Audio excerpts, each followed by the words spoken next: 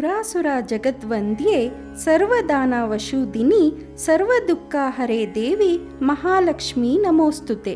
ಶ್ರೀದೇವಿ ಮಹಾತ್ಮೆ ಅಧ್ಯಾಯ 4. ಶಿವನು ಹೇಳಿದ ದೇವಿ ಮಹಾತ್ಮೆಯನ್ನು ಸೂತ ಮುನಿಗಳು ಋಷಿಗಳಿಗೆ ಹೇಳಲು ಮುಂದುವರಿಸಿದರು.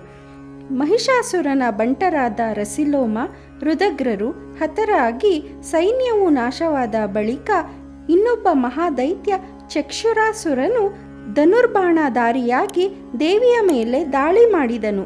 ದೇವಿಯು ಆ ದೈತ್ಯನ ಬಾಣಗಳನ್ನು ಲೀಲೆಯಿಂದ ಕತ್ತರಿಸಿ ಹಾಕಿ ಆತನ ರಥ ವಾಹನ ಸೇನೆಯನ್ನು ಸಂಹಾರ ಮಾಡಿದಳು.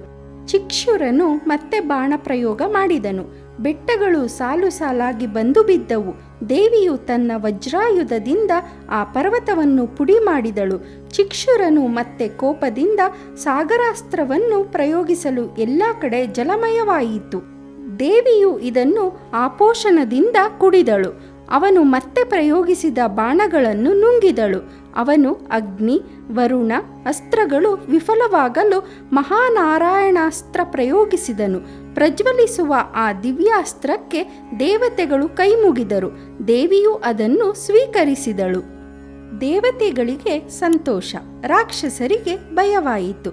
ಚಕ್ಷುರಾಸುರನು ಆ ಆಶ್ಚರ್ಯಕರ ಘಟನೆ ನೋಡಿ, ದೇವಿ ನೀನು ಯಾರು?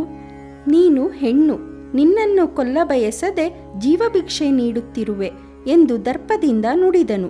ದೇವಿಯು, ಮೂರ್ಖನೇ, ನಾನು ಅವತರಿಸಿರುವುದೇ ನಿಮ್ಮ ಕುಲದ ನಾಶಕ್ಕಾಗಿ ಎನ್ನುತ್ತಾ ಅವನ ಮೇಲೆ ಬಾಣಗಳ ಮಳೆಗೆರೆದಳು. ದೇವಿಯು ಅವನ ಬಾಣ ರಥ ಸಾರಥಿಗಳನ್ನು ಕವಚವನ್ನು ಧ್ವಂಸ ಮಾಡಿದಳು. ಇದರಿಂದ ಸಿಟ್ಟಿಗೆದ್ದ ಅಸುರನು ಅಂಧಕಾಸ್ತ್ರ ಪ್ರಯೋಗಿಸಿ ಕತ್ತಲೆಯ ಮಳೆಗೆರೆದನು. ಬಿರುಗಾಳಿ ಮಳೆಯ ಹೊಡೆತಕ್ಕೆ ಸಿಲುಕಿ ಸರ್ವಜೀವಿಗಳು ದೇವಿಯ ಮೊರೆ ಹೊಕ್ಕರು. ಮಹಾದೇವಿಯ ಶೌರ್ಯದ ಮುಂದೆ ಚಿಕ್ಷುರನ ಮಾಯಾಯುದ್ಧ ಸಾಗಲಿಲ್ಲ.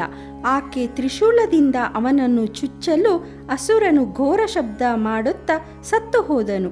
ಇಂದ್ರಾದಿ ದೇವತೆಗಳು, ಹೇ ಮಹಾಮಾಯೆ, ನಾರಾಯಣಿ, ಪರಾತ್ಪರೆ, ಜಗನ್ಮಾತೆ, ನಿನಗೆ ಜಯವಾಗಲಿ. ನಮ್ಮ ಶತ್ರುಗಳು ಹತರಾದರು. ನಿನ್ನ ಅನುಗ್ರಹ ಸದಾ ನಮ್ಮ ಮೇಲಿರಲೆಂದು ಪ್ರಾರ್ಥಿಸಿದರು.